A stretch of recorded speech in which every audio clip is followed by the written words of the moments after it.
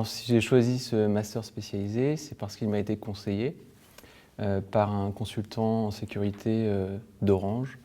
Et par ailleurs, je connaissais l'établissement, l'école d'ingénieurs télécom ParisTech. Et donc voilà, je n'ai pas eu de difficulté à me décider.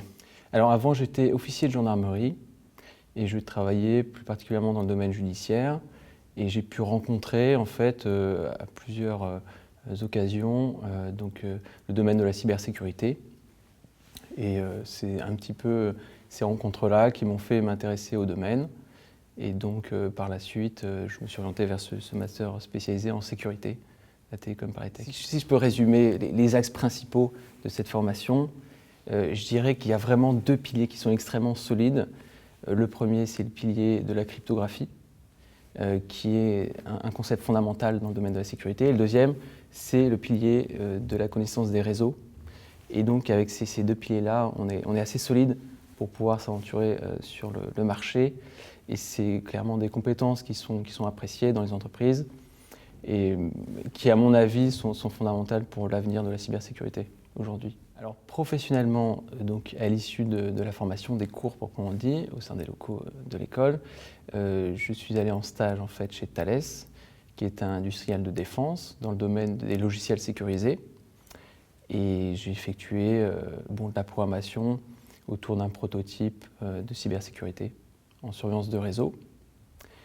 Et par la suite, j'ai été embauché dans une société de cybersécurité qui s'appelle Amosys à Rennes.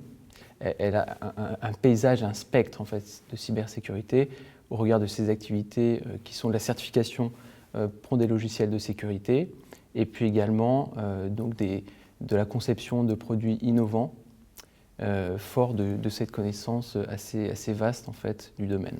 Donc, à qui je pourrais conseiller ce master Eh bien, je dirais tout d'abord un étudiant qui n'a pas encore connu le domaine professionnel, qui souhaite se spécialiser en sécurité après une école d'ingénieur, par exemple, ou après un master 2 dans une faculté, puisque aujourd'hui, on peut avoir des modules en fait, spécialisés en sécurité, mais ça n'a pas l'équivalent d'une année complète avec des enseignements forts en cybersécurité.